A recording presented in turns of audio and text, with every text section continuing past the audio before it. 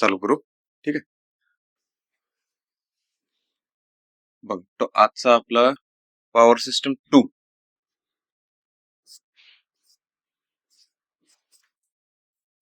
Power system 2. Okay, नवीन subject आहे हा. पर युनिट सिस्टम,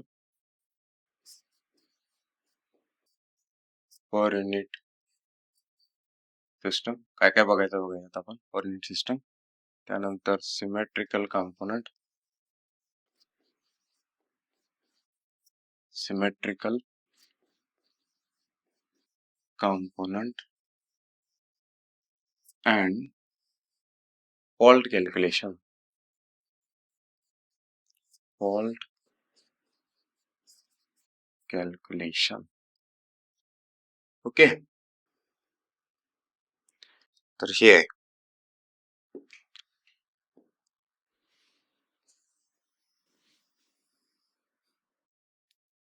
आपला सब्जेक्ट आजचा power system 2. Power system actually 4 part मध्ये डिवाइड झाले. Power system 1, power system 2, power system 3 आणि 4. तर 4 बघूया आपण कसे कसे आहेत ते. 1 T&D, ट्रान्समिशन डिस्ट्रीब्युशन. 2 पर युनिट सिस्टम, सिमेट्रिकल कॉम्पोनंट आणि फॉल्ट अनालिसिस, फॉल्ट कॅल्क्युलेशन. ठीक आहे. थर्ड आहे आपला protection system, circuit breakers and protection system. आणि फोर्थ आहे पॉवर सिस्टम अनालिसिस. ठीक आहे. पॉवर सिस्टम अनालिसिस म्हणजे त्यात काय असतं, पॉवर प्लांट अनालिसिस असतं. बघूया, घेऊ आपण. ठीक आहे. त्यानंतर बघा ह्याच्यात काय बघायचं आपण. पहिला आपला यातला पॉइंट आहे, पहिला पॉइंट आहे आपला यातला पर unit system. Per unit systems. ठीक आहे. Per unit systems. Per unit systems म्हणजे काय, आता आपल्याला माहिती आहे पॉवर सिस्टम मध्ये जर समजा आपण सिंगल लाईन डायग्राम काढली पॉवर सिस्टमची, हा म्हणते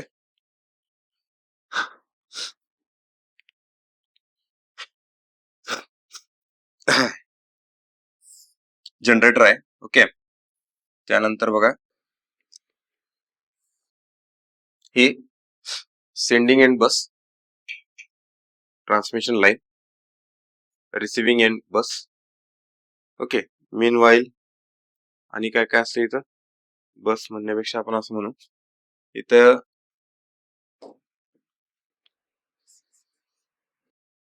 काय स्टेप अप ट्रान्सफॉर्मर आहे, स्टेप डाऊन ट्रान्सफॉर्मर आहे, आणि इथं हे लोड आहे. पॉवर सिस्टम अशी आहे आपली. यामध्ये बघा हे जनरेटर साइड. आता जनरेटर व्होल्टेज वेगळा आहे, जनरेटरचा रिएक्टन्स आहे, त्याचा ट्रान्सफॉर्मर आहे, ट्रान्सफॉर्मरला प्रायमरी आणि सेकंडरी दोन साइड आहेत. ठीक आहे. त्यानंतर मध्ये ट्रान्समिशन लाईन आहे, ट्रान्समिशन लाईन आहे. ठीक आहे. ट्रान्समिशन लाईनचा रिएक्टन्स वेगळा आहे. इतर रिसिव्हिंग एंडचा ट्रान्सफॉर्मर आहे, बरोबर, आणि लोड आहे. त्यात बघा हे जे सर्किट आहे इलेक्ट्रिक म्हणजे ट्रान्सफॉर्मरच्या बाबतीत काय म्हणतो आपण, transformer is magnetically coupled device, electrically isolated. Electrical isolation असतं त्याच्यात, म्हणजे सर्किट पण वेगळं झालं. ट्रान्सफॉर्मरचं प्रायमरी सर्किट वेगळं आहे, सेकंडरी सर्किट वेगळं आहे. तर असं गॅप असला तर बघा आपल्याला प्रॉब्लेम काय मग, की त्याचं अनालिसिस कसं करणार. दोन वेगवेगळे सर्किट आहेत, दोन वेगवेगळे व्होल्टेज लेवल आहेत, त्याचे करंट वेगळे आहेत, त्याचे इम्पिडन्सेस वेगळे आहेत. अनालिसिस कसं करणार ना, बरोबर. अनालिसिस डिफिकल्ट झालं, कळतंय का, म्हणजे टीडीएस झालं ते. कारण नेटवर्क कसं आहे, हे कॅस्केड मध्ये, लक्षात घ्या. ट्रान्समिशन लाईन किंवा power transmission network is cascade network. आता कॅस्केड म्हणजे कसं, आता आहे बघा सिरीज म्हणजे कसं असतंय, हे सिरीज, बरोबर, बरोबर, हे सिरीज अशा पद्धतीने. सिरीजचा अर्थ काय असतो? समजा हे पॉझिटिव्ह आहे, हे निगेटिव्ह आहे, हे पॉझिटिव्ह आहे, हे निगेटिव्ह आहे, हे पॉझिटिव्ह आहे, हे निगेटिव्ह.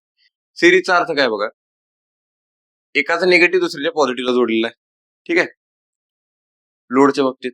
आणि सोर्सच्या बाबतीत पण तसंच म्हणतो आपण. समजा ही बॅटरी आहे, आता ही बॅटरी समजा, हा ही बॅटरी आहे, हे काय आहे कनेक्शन? सिरीज कनेक्शन आहे. एकाचं पॉझिटिव्ह दुसऱ्याच्या निगेटिव्हला जोडले. ओके, जर समजा मी असं केलं आणि हे असं केलं, पॉझिटिव्ह पॉझिटिव्हला जोडलं, निगेटिव्ह निगेटिव्हला जोडलं, हे काय झालं? Parallel connection. ठीक आहे. आणि तिसरं असं कॅस्केड कनेक्शन. कॅस्केड म्हणजे कसं?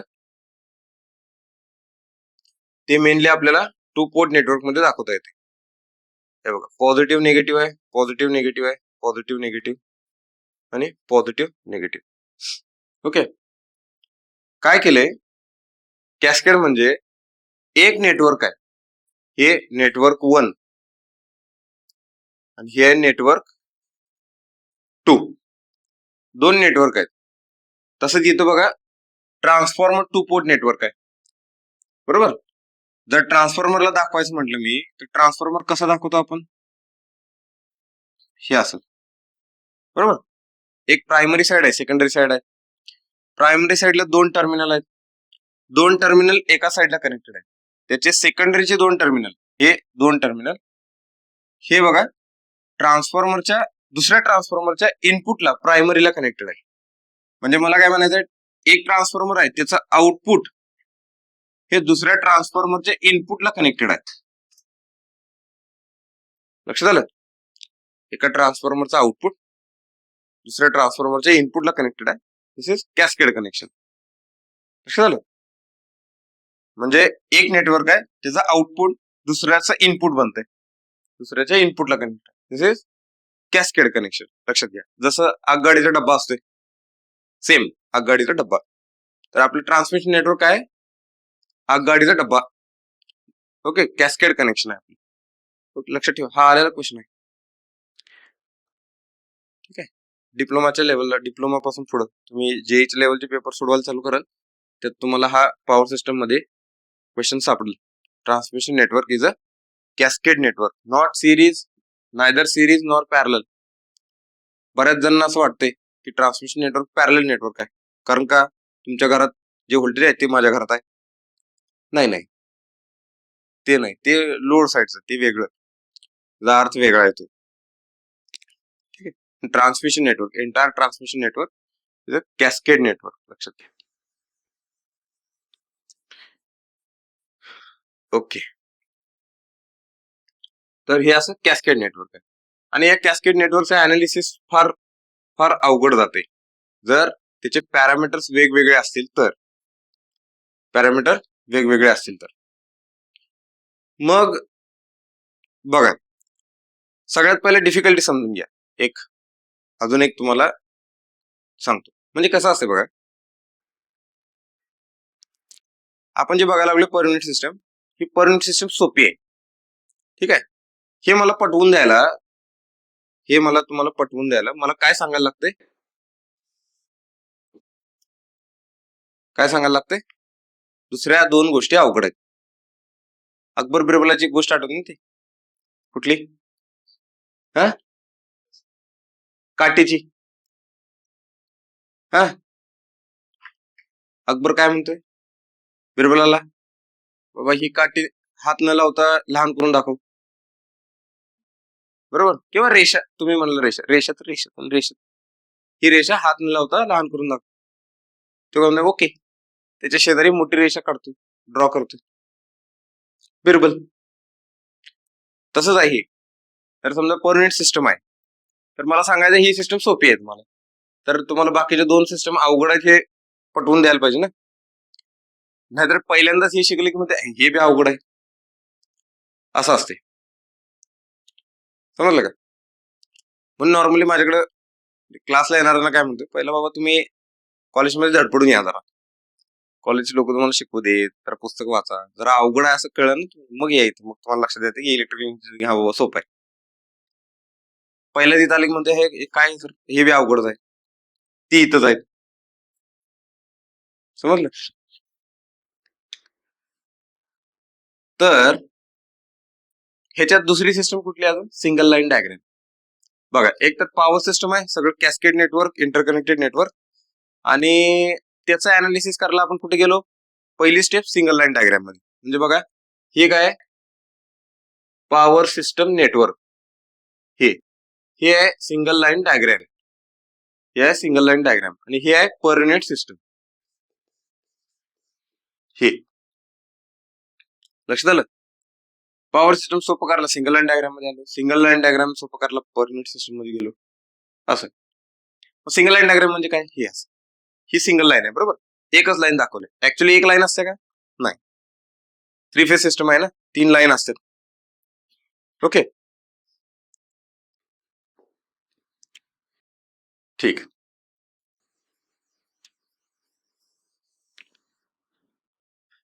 मग पर युनिट सिस्टम, आता बघा कळालं, 2 टूल आहेत आपल्याकडे. सारांश लक्षात आला आता जे सांगितले ते 2 टूल आहेत पॉवर सिस्टमचा स्टडी करायला. एक सिंगल लाईन डायग्राम, पर unit system. Single line diagram हे हाय, हेच अवघड आहे, हेच तुमच्या डोळ्यासमोर काढलं, हेच सोपं करायला अजून कुठे गेलो आपण, per unit system. Per unit system मध्ये गेल्यावर काय केलं बघा, काय झालं बघा, लक्षात येईल तुम्हाला पर युनिट सिस्टम मध्ये गेल्यानंतर काय झालं. आता बघा, पहिला सिंगल लाईन डायग्राम मध्ये लक्षात घ्या काय अडचणी आहेत सिंगल लाईन डायग्राम मध्ये. सिंगल लाईन डायग्राम मध्ये हा जनरेटर आहे, जनरेटरचा स्वतःचा रिएक्टन्स आहे बरोबर. आता ही प्रायमरी आहे, ट्रान्सफॉर्मरची प्रायमरी, स्टेप अप ट्रान्सफॉर्मर आहे त्याची प्रायमरी, याचा रिएक्टन्स आहे प्रायमरी साईडचा, प्रायमरी साईडला वाइंडिंग आहे ना, त्याचा रिएक्टन्स आला. सेकंडरी साईडला वाइंडिंग आहे, त्याचा रिएक्टन्स आला बरोबर. ट्रान्समिशन लाईन आहे, ट्रान्समिशन लाईनचा स्वतःचा रिएक्टन्स आहे. परत ट्रान्सफॉर्मर आला, step down transformer, step down ट्रान्सफॉर्मरच्या प्रायमरीचा रिएक्टन्स आहे, सेकंडरीचा रिएक्टन्स आहे, आणि जो काय लोड असेल तो लोडचा रिएक्टन्स आहे. लक्षात आलं. आता हे असं नेटवर्क आहे. मग बघा आपण काय काय सोपं झालं याच्यात.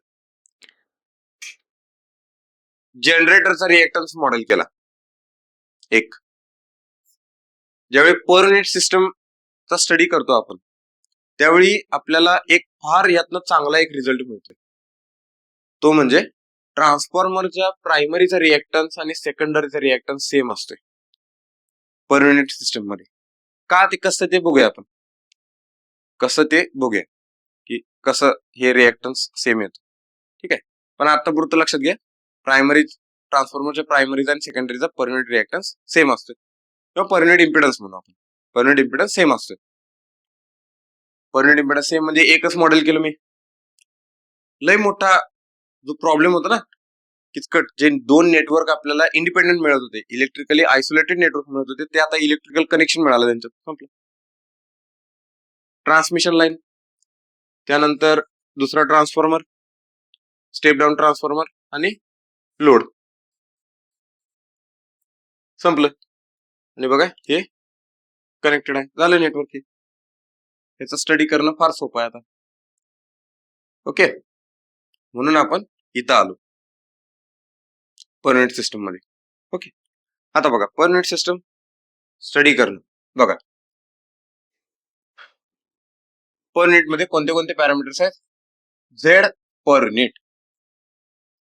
ओके, म्हणजे पर युनिट इम्पिडन्स, काय म्हणायचं याला, per unit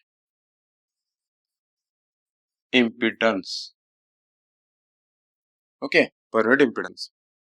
per unit impedance काय आहे, Z actual, okay, Z ohm actual upon Z ohm base, Z ohm actual upon Z ohm base. आता हा पर युनिट इम्पिडन्स झाला. ठीक आहे, म्हणजे एक्झाम्पल घेऊन समजा काय त्याचा अर्थ.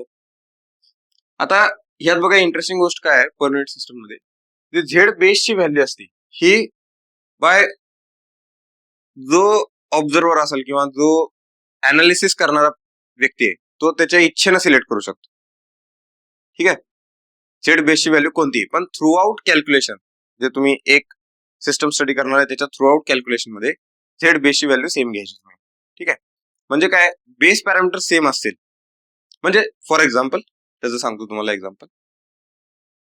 जर समजा झेड बेस, ठीक आहे, झेड बेस मी 100 घेतला, 100 ओहम घेतला, एक एक्झाम्पल घ्या, 100 ओहम घेतला, ठीक आहे. तर आणि झेड ऍक्च्युअल किती आला तुमचा, समजा जनरेटर आहे, जनरेटरचा ऍक्च्युअल इम्पिडन्स एक 30 ओहम आला, 30 ओहम आला. झेड बेस 100 घेतलाय, ठीक आहे. आता जर हे जर कॅल्क्युलेशन केलं आपण, ठीक आहे, झेड पर युनिट काय येणार, 30 डिवायडेड बाय 100, काय आला हा 0.3. ओके, 0.3. लक्षात आलं, पर युनिट सिस्टम झाली ही. बेस सगळ्यासाठी सेम धरला आणि त्याच्या व्हॅल्यू बघितल्या. मग बघा आपण कोणता बघितला, जनरेटरचा बघितला, ठीक आहे. तसं मी ट्रान्सफॉर्मरचा पण बघतो. ट्रान्सफॉर्मरसाठी त्याचा झेड आला ट्रान्सफॉर्मरचा समजा 40 ओहम आला, तर झेड पर युनिट ट्रान्सफॉर्मर काय झाला,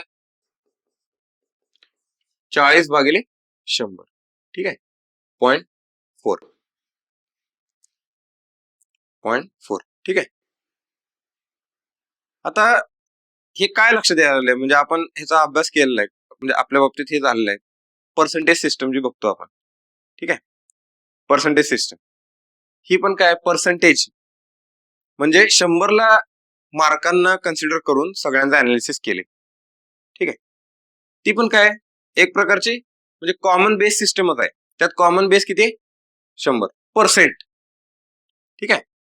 काय काय तुम्ही IITs मध्ये गेला तर तिथं पर युनिट सिस्टम असते, पर युनिट सिस्टम, किंवा तुम्ही पॉइंटर बघितले, तुमचे पॉइंटर 10 सिस्टम असतात, 10 पैकी आपण मार्क सांगतोय, ठीक आहे.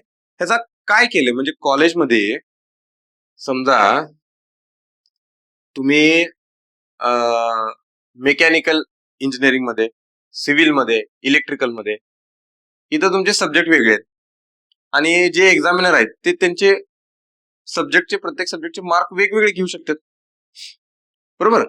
समजा मेकॅनिकल मध्ये अशी प्रथा पाडल्या की 60 मार्काचं थेरोटिकल आणि 40 मार्काचं प्रॅक्टिकल, 40 मार्काचं प्रॅक्टिकल. सिव्हिल वाले म्हणतात नाही नाही, आमचं प्रॅक्टिकलवर जास्त फोकस राहणार आहे, 50-50, ठीक आहे. इलेक्ट्रिकल वाले म्हणतात की नाही नाही, आमच्यासाठी म्हणजे थेरोटिकल इम्पॉर्टंट असते, कारण थेरोटिकल कळल्याशिवाय आम्ही प्रॅक्टिकलला डायरेक्ट हात घालू शकत नाही. का, चुकीला माफी नाही, काल सांगितलं तुम्ही, चुकीला माफी नाही, थेरोटिकल माहित पाहिजे पहिला, हा, डायरेक्ट प्रॅक्टिकलला हात लावायला दिला, ठीक आहे, जोडा मोटर, ओके, कार्यक्रम झाला तिथं. मग आपण काय केलं, 80 थेरोटिकल आणि 20 प्रॅक्टिकल. आता हे वेगवेगळं झालं, प्रत्येकाचे मार्क वेगवेगळे झाले, बरोबर. मार्क वेगवेगळे झाले तर काय करतो आपण, हे सगळं मग समराईज करतो ह्याचं आणि ह्याला 10 पैकी कन्वर्ट करतो पॉइंटर सगळ्यांचं. मग तुम्ही वेगवेगळ्या डिसिप्लिनच्या इंजिनियरला असं विचारता काय की बाबा तुला किती मार्क पडले, मार्क सांग टोटल. त्यांचे समजा मार्क, ह्यांचे टोटल मार्क आले, आता हे आपण पर्सेंटेज बद्दल बोललोय, पण ह्यांचे मार्क समजा, ह्यांची 500 पैकी एक्झाम आली, ह्यांची 700 पैकी आली, ह्यांची 1000 पैकी आली, कारण इथं थेरोटिकल पण घ्यायचंय आणि प्रॅक्टिकल पण घ्यायचंय, ठीक आहे. कॉमन काय कंपॅरिझन करायला, काय नाही. मग आपण काय विचारतो, किती पॉइंटर आला. पॉइंटर म्हणजे काय आहे, तो 10 बेस पकडून प्रत्येकानं आपापले मार्क सांगायचे.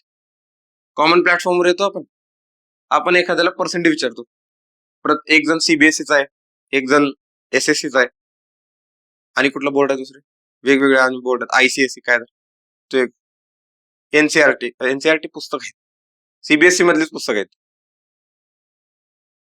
वेगवेगळे असे बोर्ड आहेत. ठीक आहे. आता त्यांचे मार्क पण वेगवेगळे असतात. बरोबर, त्यांचे मार्क पण वेगवेगळे असतात. मग तुम्ही त्याला विचारताय काय, किती पैकी पडलेत हे विचारताय तुम्ही? नाही, पर्सेंट विचारता ना. कॉमन बेसला विचारता तुम्ही पर्सेंट. परत समजा तुमचे घरात लहान मुलं असतील, एक पहिलीला आहे, एक तिसरीला आहे, एक पाचवीला आहे, तुम्ही त्याला काय विचारताय, किती पैकी मार्क पडलेत विचारताय काय? नाही, पर्सेंट विचारताय. म्हणजे काय, ती कॉमन बेस सिस्टम आले तिथं.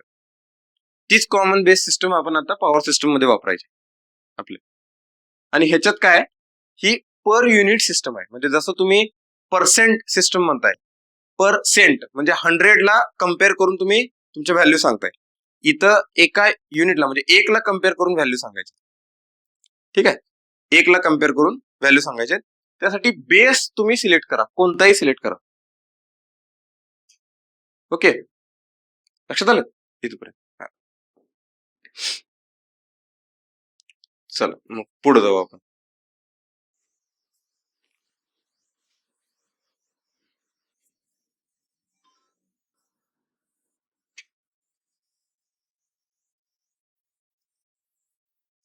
ओके, बघा आता हे झेड पर युनिट झालं. तसंच आय पर युनिट काय असणार आहे, I actual upon I base. Current per unit काढायचं असेल तर, त्यानंतर V per unit, V actual upon V base, ह्या व्हॅल्यू आहेत. ठीक आहे. आता बघा ट्रान्सफॉर्मरच्या बाबतीत बघू आपण. ट्रान्सफॉर्मरच्या बाबतीत आता ट्रान्सफॉर्मर जर म्हटलं तर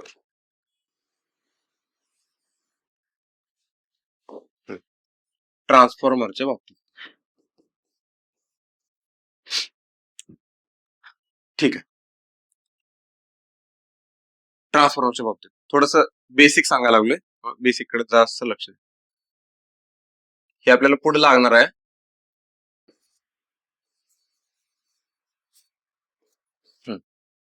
बघा इथं प्रायमरी व्होल्टेज आहे, इथं प्रायमरी करंट आहे, इथं सेकंडरी करंट आहे आणि इथं सेकंडरी व्होल्टेज आहे.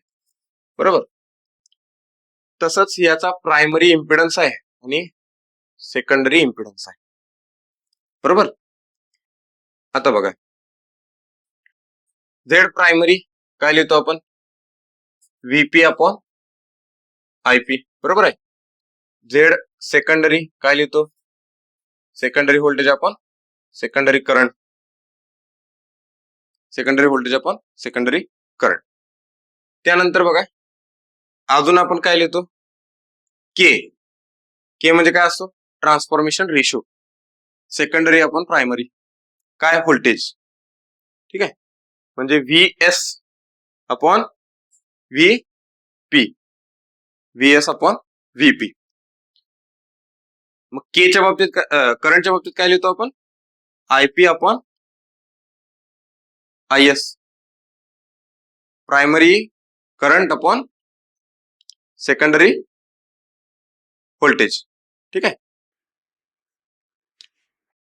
परत बघा काय लिहितो आपण, power, primary power secondary power same असतं. Transformer is a constant power device, तो फक्त व्होल्टेज करंट चेंज करतो. पॉवर प्रायमरी साईडचे आणि सेकंडरी साईडचे सेम असतात. मग VS I S is equal to VP I P is equal to VS I S.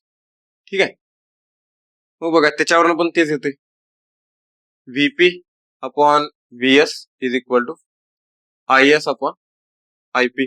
आता हे जर लिहिलं तर हे काय, N turns ratio, primary voltage upon secondary voltage म्हणजे टर्न्स रेशो, आणि secondary voltage upon primary voltage transformation ratio. हे विसरू नका.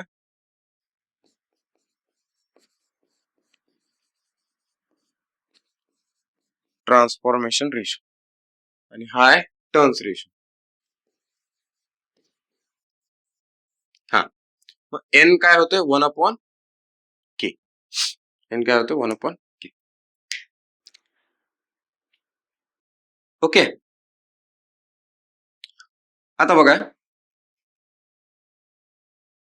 जर मी झेडपी आणि झेडएस मधला जर रिलेशन घ्यायचं म्हटलं, लक्ष द्या, ZP upon ZS, ZP upon ZS, VP upon VS into IS upon IP, IS upon IP, VP upon VS, हे काय येते एन घ्या, N, VP upon VS N, आणि हे पण काय आलं एन, किंवा के जरी घेतलं तरी चालतंय, काय प्रॉब्लेम, 1/k घ्या, काही घ्या, choice is yours. ZP upon ZS, मग झेडपी अपॉन झेडएस काय आला बघा, एन स्क्वेअर.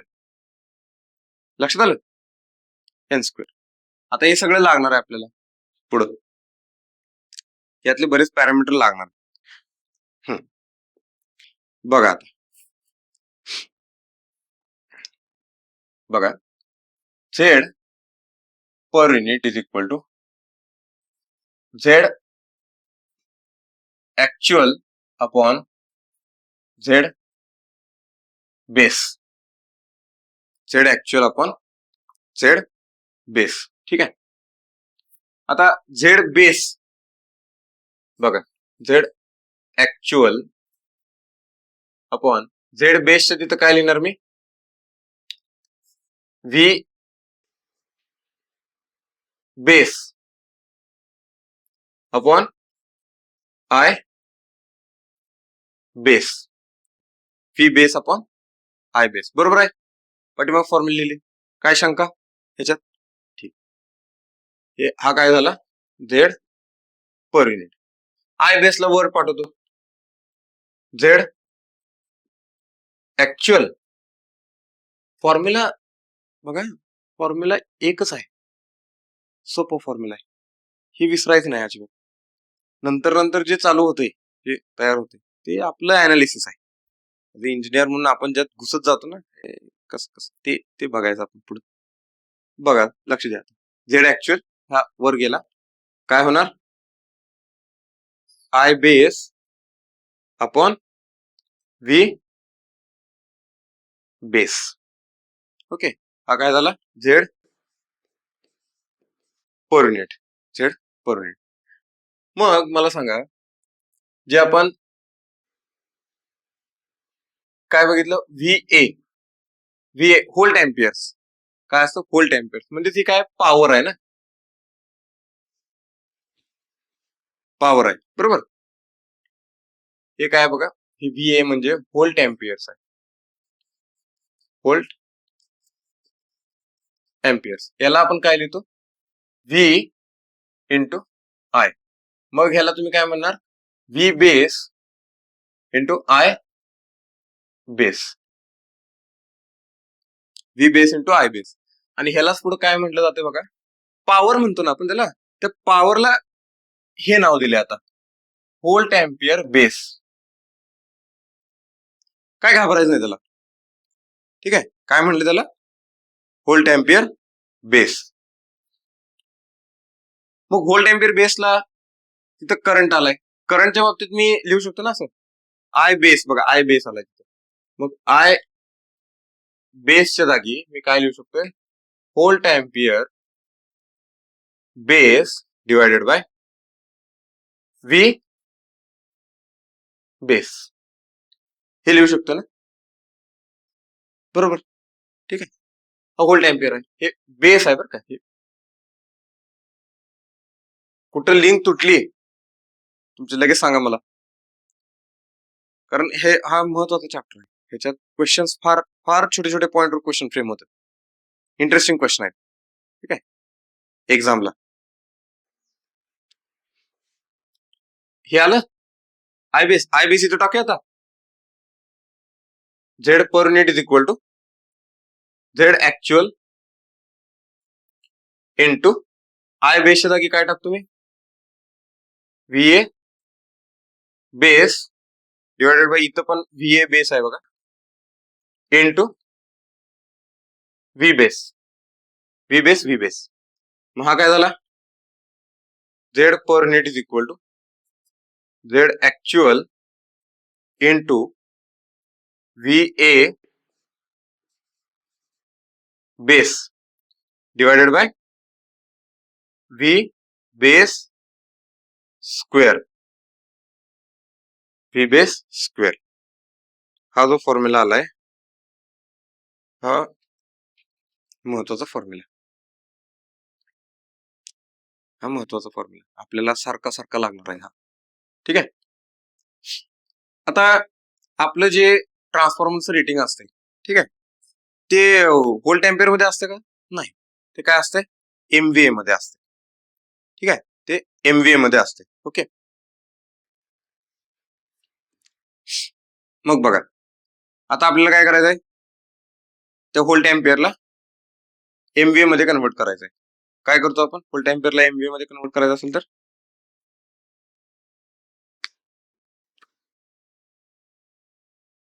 व्होल्ट एम्पियरला एमव्हीए मध्ये कन्वर्ट करायचं असेल तर काय करतो 10⁶ ना डिवाइड करतो त्याला ठीक आहे 10⁶ ने डिवाइड करतो मग काय करायचं हे बघा हे पुढे लिहितो मी Z per net is equal to Z actual into काय लिहिलं volt ampere base divided by V base square V base square ठीक आहे मी काय करतो ह्या व्होल्ट एम्पियरला कशाने डिवाइड करायचं 10⁶ न आता वर डिवाइड केलं तर खाली पण 10⁶ ने डिवाइड करायला लागणार बरोबर वर डिवाइड केलं तर खाली पण करायला लागणार ठीक आहे मग बघा वरचं काय झालं मग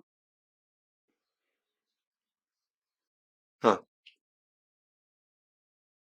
Z actual is equal to वर काय झालं एमव्हीए बेस हा आता हे बघा हे काय झालं व्होल्टेज बेस आहे मी ह्याला काय करतो व्ही बेस स्क्वेअर आहे ह्याला मी काय केलं 10⁶ ने डिवाइड केलं आज जाताना कसं गेलं ते V base divided bye 10⁵ bracket square V base upon 10⁵ काय आलं किलो व्होल्ट ना किलो व्होल्ट बरोबर आहे का समजा 10,000 व्होल्ट आहे याला जर मी 1,000 न भागलं काय आलं हे 10 केव्ही म्हणजे व्होल्टेज जर मला केव्ही मध्ये कन्वर्ट करायचं 10⁵ न डिवाइड करायचं 10⁵ ने डिवाइड झालं केव्ही झालं कळालं मग तिथं फॉर्म्युला काय आला बघा आपला kV kV base base square Z per unit इथनं पुढं तुम्ही हाच फॉर्म्युला वापरायचा आणि आपले व्होल्टेजेस काय असतात केव्ही मध्ये असतात पॉवर सिस्टम मधले जे व्होल्टेजेस आपण बोलतो केव्ही मध्ये बोलतो ठीक आहे 11 केव्ही 33 केव्ही 66 केव्ही 110 132 220 400 765 का बरं हे अशीच का असतात व्होल्टेज माहिती काय आयडिया आहे इंटरव्ह्यूला विचारलेला क्वेश्चन आहे असेच का असतात व्होल्टेज 11 33 66 110 132 220 आणि 400 ठीक आहे 400च्या वर 765 का बरं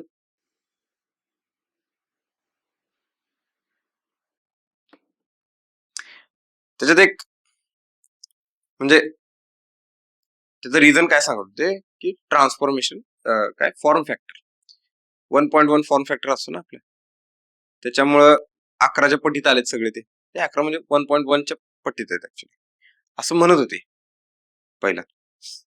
मग 765 कुठं आहे, 400 कुठं आहे, 11 132 आहे ना, 132 ला 11 भाग जातोय.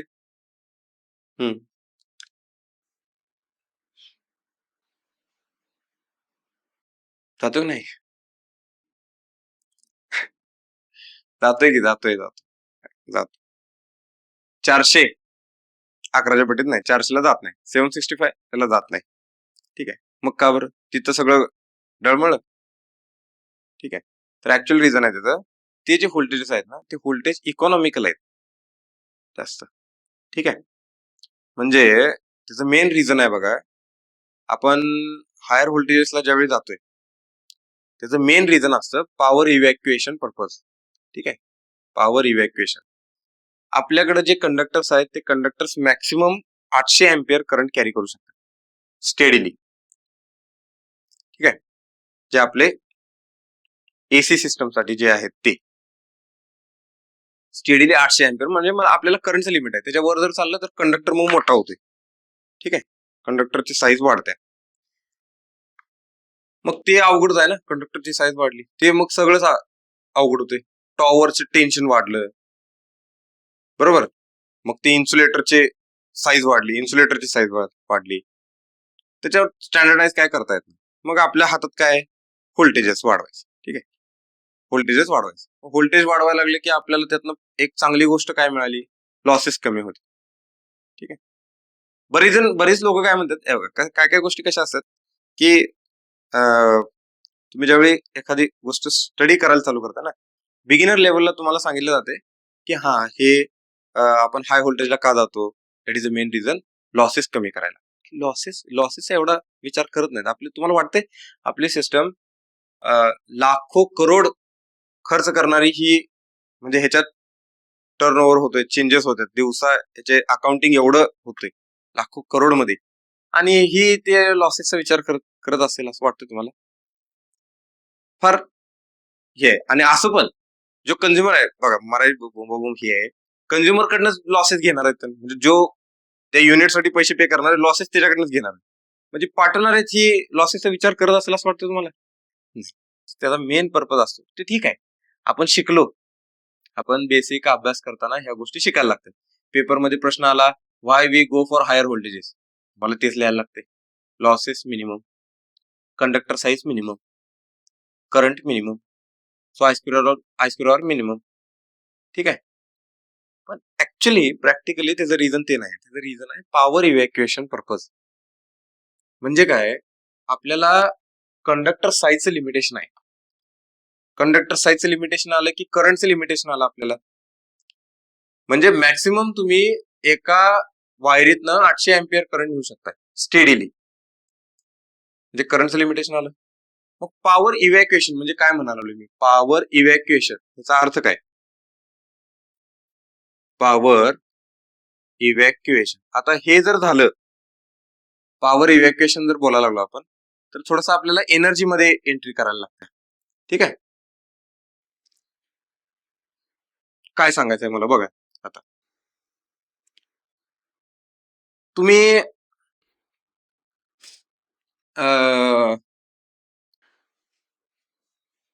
समजा गॅस सिलेंडर आहे.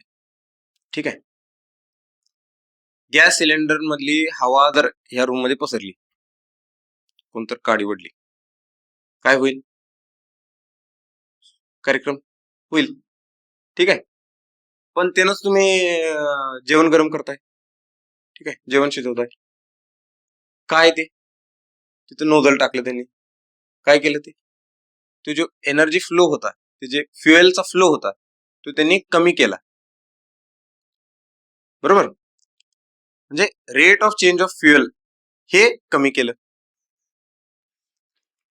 बरोबर, लक्षात ठेवा. दुसरी गोष्ट, न्यूक्लिअर पॉवर प्लांट आहे.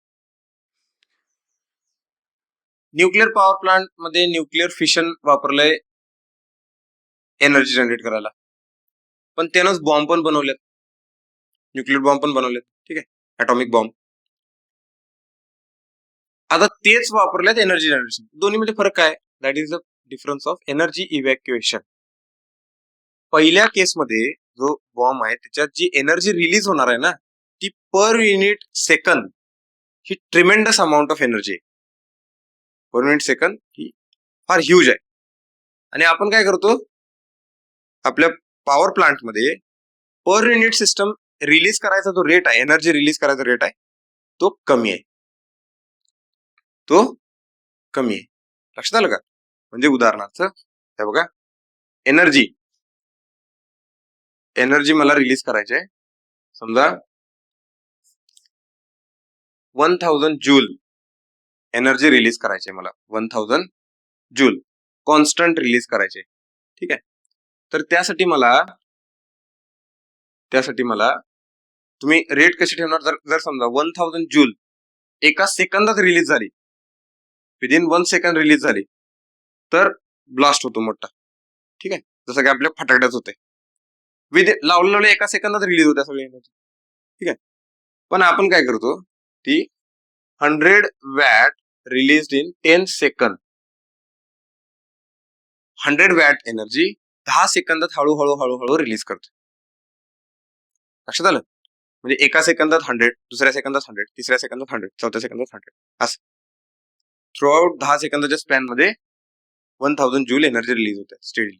म्हणजे इथं बघा, जर मी असं केलं 1000 वॅट इंटू 1 सेकंद, त्याचं पण 1000 जूलच येणार आहे, 1000 जूलच आहे. 100 वॅट इंटू 10 सेकंद, त्याचं पण 1000 जूलच आहे, ठीक आहे. पण इथं जो एनर्जी रिलीजचा रेट आहे तो फास्टर आहे, एका सेकंदात रिलीज होते, इथं 10 सेकंदात रिलीज होते. लक्षात आलं? आता बघा, हे जे आहे तुम्हाला हे करायचं आहे, वॅट म्हणजे काय? Volt into ampere, volt into ampere. Ampere constant आहे, एम्पियर कॉन्स्टंट आहे, ठीक आहे.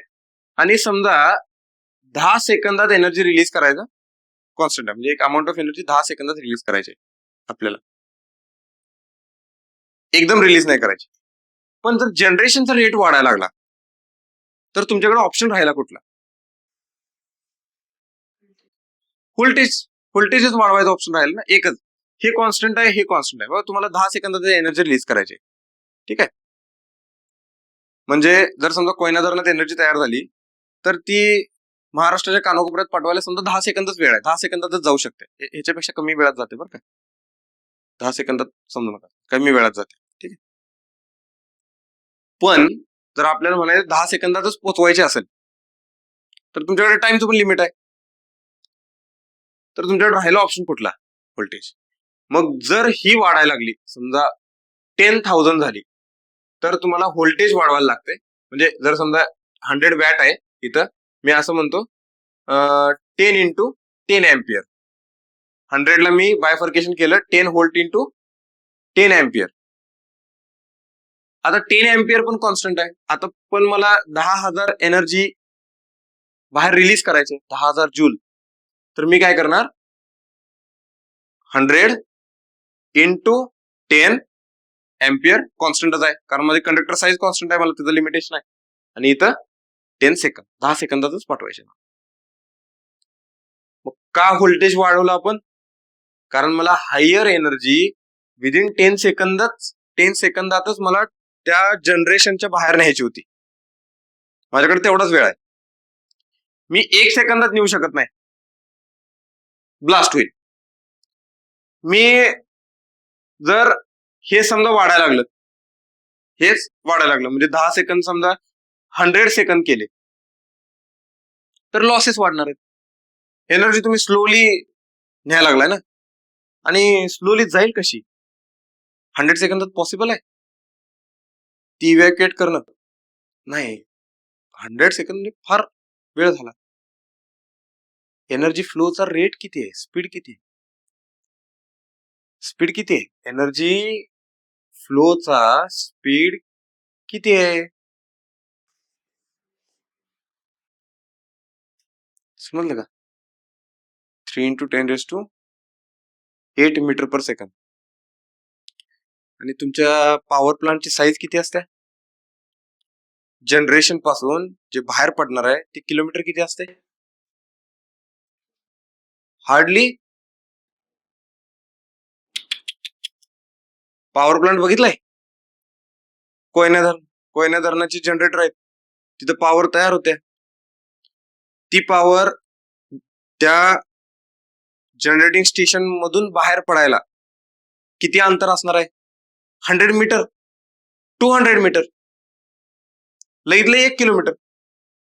बरोबर. ते जनरेटर मध्ये तयार झालेली पॉवर ती मला त्या कोयना धरणाच्या बाहेर पाठवायची. किती अंतर असेल ते? किती अंतर असेल? 100 मीटर.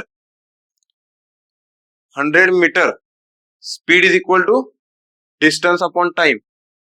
टाइम किती असेल? Distance upon speed. 100 metre distance आहे, किंवा समजा लईतलं 1000 मीटर घेऊ, तुमची इच्छा. 1 किलोमीटर आहे. चला, कधीतर बघा पॉवर प्लांट एवढा मोठा नसतो, पण तरी पण आपण घेऊ 1000 मीटर. आणि 3 × 10⁸. हे किती झालं? 10⁵ डिवायडेड बाय 3. 0.33 × 10⁵. म्हणजे 3.33 × 10⁴. 4 सॉरी -4.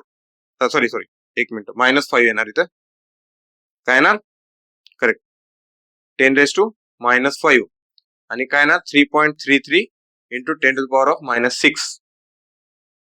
बरोबर.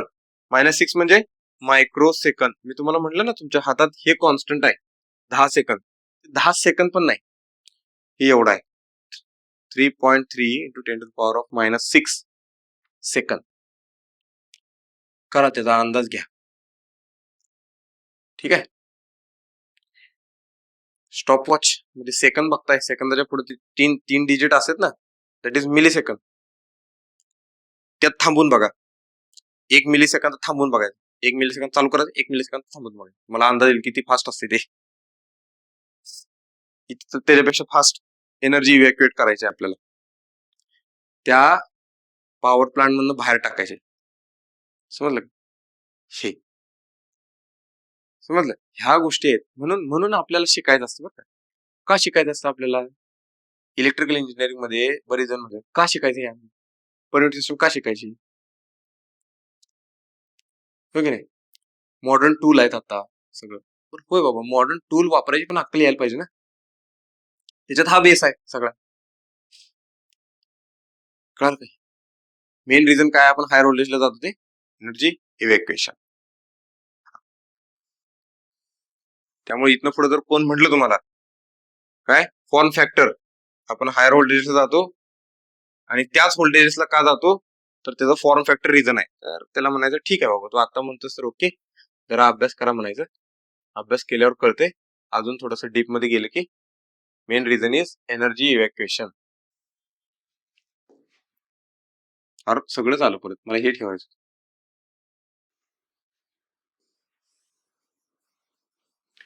ठीक आहे. आपला सब्जेक्ट नवीन चालू झाला की ह्या थोड्याशा गोष्टी नव्यानं आपल्याला शिकायला मिळतात. हे पॉइंट.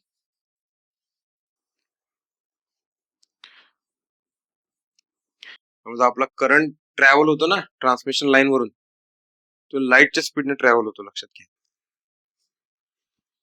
लाईटच्या स्पीडनं. समजलं का?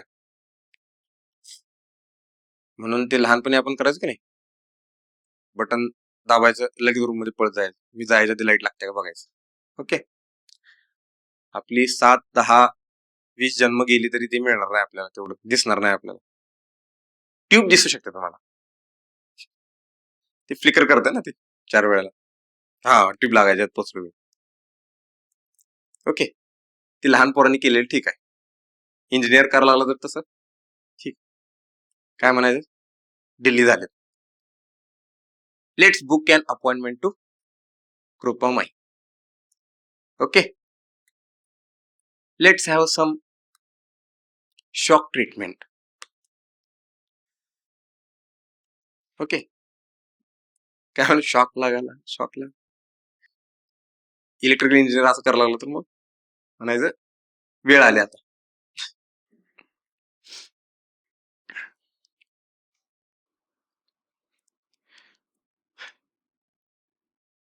ठीक, तर हे लक्षात आलं. तर हा फॉर्म्युला आपल्याला वापरायचा आहे. आता ह्याच्यातनं अजून एक फॉर्म्युला फार चांगला तयार होतोय, फारच चांगला. आता समजा समजा तुम्ही अनालिसिस करून ठेवले आधी, तुम्ही ह्या पर युनिट सिस्टमचं एखाद्या सिस्टमचं अनालिसिस करून ठेवले, आणि आता नवीन कोणतं आलं ना, नवीन आले तुम्ही, आणि तुम्हाला आता नवीन अनालिसिस करायचं आहे त्याचं. मग तुम्ही काय म्हणला, नाही नाही मेरी मर्जी. बेस व्हॅल्यू तुम्ही वेगळ्या सिलेक्ट केलेत, तुम्ही म्हणला मी वेगळ्या सिलेक्ट करणार, बेस व्हॅल्यू वेगळ्या सिलेक्ट करणार. ठीक आहे. जर बेस व्हॅल्यू वेगळ्या सिलेक्ट केल्या तर बघा, मग आता इथं एक नवीन फॉर्म्युला तयार होतोय. त्याच्यात बेस व्हॅल्यू बदलल्या तर बरं का, अनालिसिस बदलत नाही, त्याच्यात येणारा रिझल्ट बदलत नाही कधी, लक्षात घ्या. तुम्ही फक्त बेस व्हॅल्यू बदलल्यात. ओके, बेस व्हॅल्यू बदललं की ऑब्व्हियसली पर युनिट सिस्टम बदलणार, पर युनिट व्हॅल्यू बदलणार. मग आपण काय लिहितो बघा, याच फॉर्म्युलानं असं लिहितो आपण, Z per unit old is equal to Z actual. Z actual change होणार आहे का? झेड ऍक्च्युअल चेंज नाही होणार. ठीक आहे, into MVA base old, MVA base old upon KV base old square. झालं ओल्ड व्हॅल्यू, आणि तुम्हाला पाहिजे आता नवीन व्हॅल्यू न्यू. मग तुम्ही काय लिहिणार, हाच फॉर्म्युला लिहिणार, Z per unit new is equal to Z actual into MVA base new divided by KV base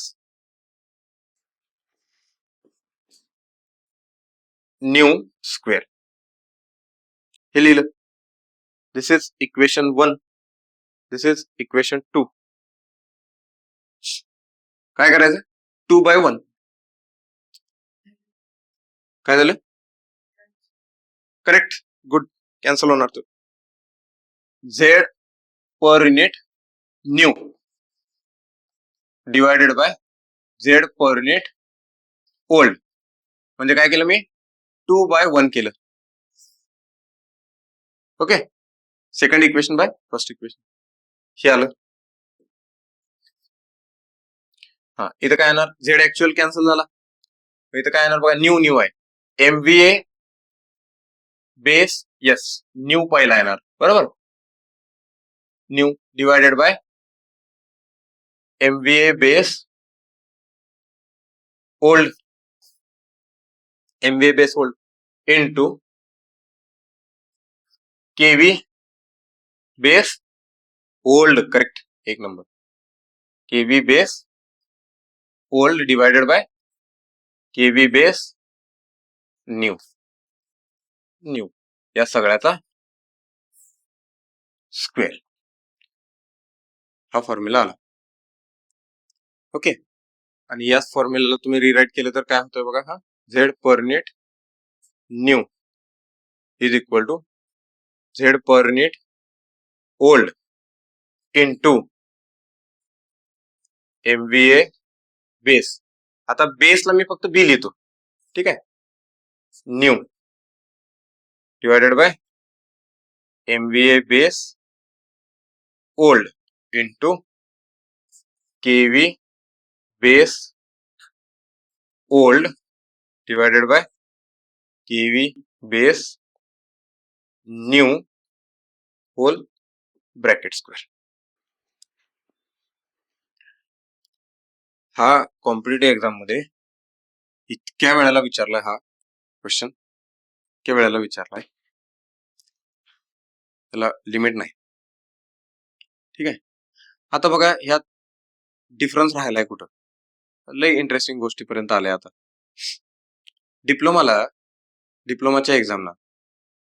डिप्लोमाच्या एक्झामला तुम्ही थांबला इथपर्यंत. हे झालं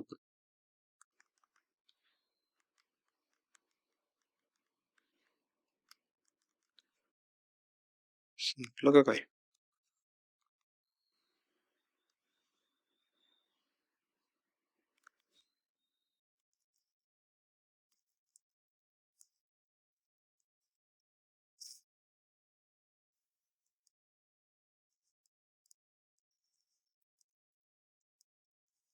ना गेलं त्याला वेळ लागतोय जरा.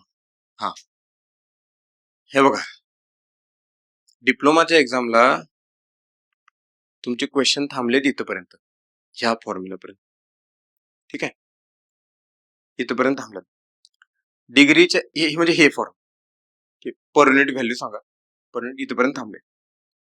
आणि डिग्रीच्या ह्याला म्हणजे हे पण आहे बरं का, त्यात हे पण आहे त्याच्या एन, ते डिप्लोमाच्या लेवल.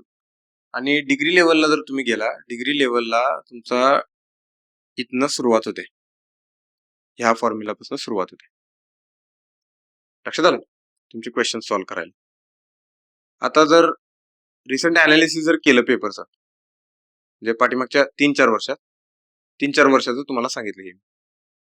पण आता कॉम्पिटिशन एवढं वाढायला लागले, म्हणजे हे बघा, ज्या आपल्या कॉम्पिटेटिव्ह एक्झाम आहेत त्या एक्झाम तुमच्या सिलेक्शनसाठी आहेत का? नाही. कशासाठी? इलिमिनेशनसाठी. बरोबर. दीज आर इलिमिनेटिंग एक्झाम, इलिमिनेटर्स आहेत.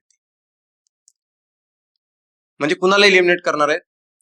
तुम्ही जे कॅन्डिडेट आहे तुमच्यामधले जे वीक आहेत त्यांना इलिमिनेट करणार. वीक म्हणजे अकॅडमिकली. ठीक आहे. आता ते वीकनेस बघा काय झाले आता आताच्या स्टेजला. बरीच मुलं, तुम्ही जर थोडस सर्वे केला,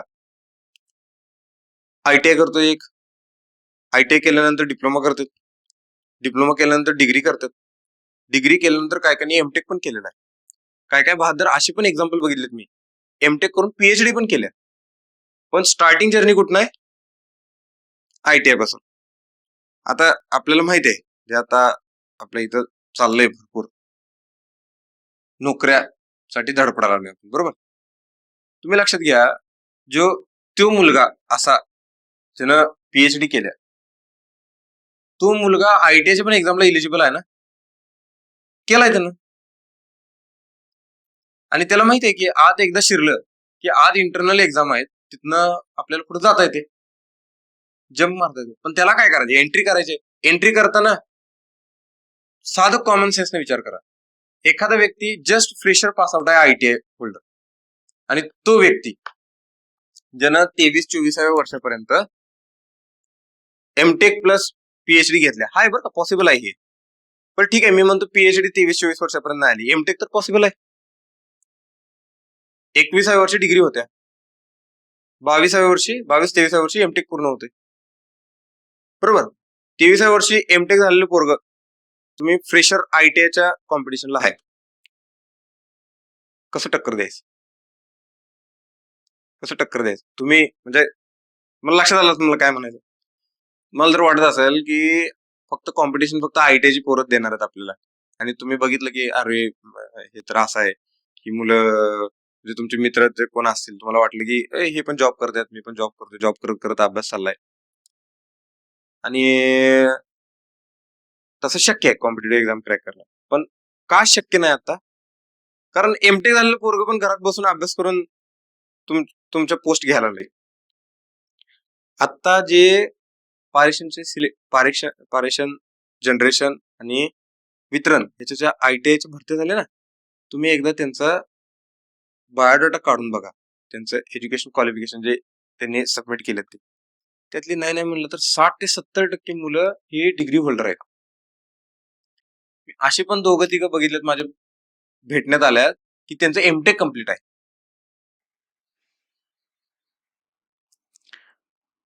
कॉम्पिटिशन कुठं आहे? आणि सांगा की तुम्ही म्हणाला की नाही मला आयटीआयच कॉम्पिटिशन आहे. I am the topper in ITI class. During ITI करताना तेवढी टॉपर आहे. कसं तुम्ही कॉम्पिटिशन देणार ह्यांना? ठीक आहे. म्हणून म्हणजे त्याचा एक बेस काय आहे, म्हणजे मी सगळ्यांना सांगतो बरं का हे. म्हणजे ह्याच्या आधीच्या पण सगळ्या मुलांना सांगितलेलं आहे. जर तुम्ही आयटीआयची एक्झाम टार्गेट करणार असाल तर तुमचा अभ्यास डिप्लोमा पर्यंत झाला पाहिजे. ठीक आहे. म्हणजे जरी तुम्ही तुम्ही आयटीआयच एज्युकेशन घेतलंय पण क्लासेस डिप्लोमाचे लावायचे. कुठे लावा, बाहेर लावा, कुठे लावा, क्लासेस डिप्लोमाचे लावायचे. तर तुमचा डिप्लोमा झाला असेल आणि तुम्हाला एज्युकेशन क्वालिफिकेशन डिप्लोमाच्या लेवलच्या एक्झाम टार्गेट करायचे तर तुम्ही डिग्री लेवलच्या स्टडी करणार तसे क्लासेस लावा. डिग्री लेवलचं शिकवणारे क्लासेस पाहिजेत. ठीक आहे. म्हणजे डिग्री लेवलची तयारी केली की डिप्लोमा आयटीआय सगळ्या एक्झाम निघतात खाली. आणि जर डिग्री लेवलच्या एक्झामची तयारी करणार असाल तुम्ही तर स्टडी तुमचा गेट आणि युपीएससी लेवलचा पाहिजे, आयईएस लेवलचा पाहिजे. आयईएस इंडियन इंजिनिअरिंग सर्व्हिसेस. बरं का. बऱ्याच लोकांचं जे आता भारतात चाललंय ते आयएएस आणि आयपीएस करायची इच्छाच मिळेल लोकांची. ते जाऊ दे, वेगळा पार्ट. पण त्या लेवलचा स्टडी पाहिजे, गेटच्या लेवलचा स्टडी पाहिजे आणि ईएससी इंजिनिअरिंग सर्व्हिसेस एक्झामिनेशनच्या लेवलचा स्टडी पाहिजे तुम्हाला. ठीक आहे. कारण कॉम्पिटिशनच गेलं ना तसं. समजलं का? कारण आता बघा, आता तुम्ही म्हणाल डिग्रीला मी बरेच जण मला असे म्हणतात बरं का. मी सगळ्यांना सांगतोय, म्हणजे बरेच जण असे मला विचारतात की कुठला अभ्यास करू. मग मी त्यांना सांगतो बाबा तुम्ही डिग्रीचा अभ्यास एक्झाम क्रॅक करायची नंतर गेटचा आणि ईएससीचा अभ्यास करा, इंजिनिअरिंग सर्व्हिसेस एक्झामिनेशनचा अभ्यास करा. सर लय अवघड आहे. पुस्तक हातात घेतलं की ते क्वेश्चन बघितले की डोक्यात कळा मारायला लागतात. काय करू? ऑप्शन नाही. मग आयटी सेक्टर जॉईन करा. अजून 4 वर्षांनी एआय आलं की ते आयटी वाले म्हणतात अब आप आओ की एआय आया है. समजलं का? तर असं आहे हे.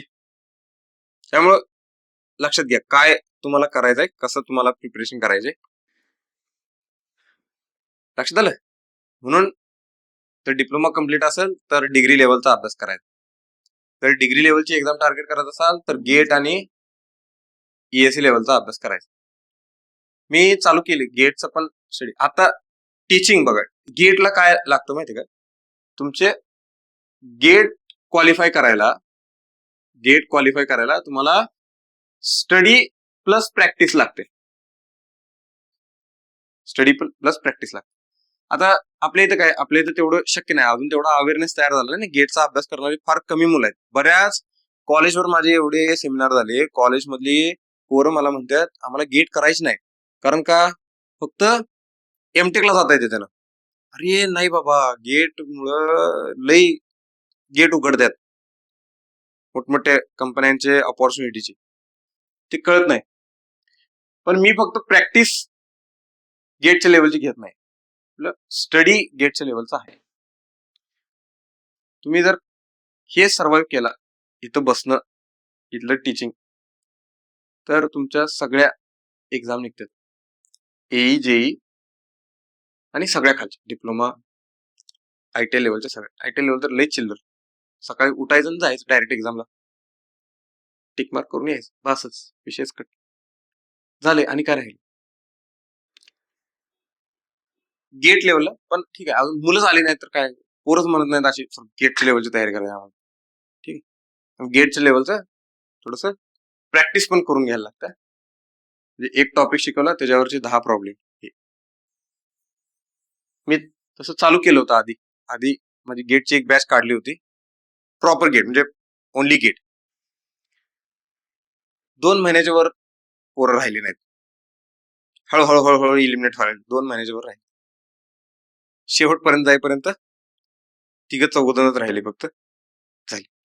पण इंटरेस्टिंग गोष्ट अशी आहे, त्यांनी आता जवळजवळ एकानं ती जी राहिलीत ना, ते एकानं 3-3, 4-4 एक्झाम क्लिअर केल्यात जे राहिलेत.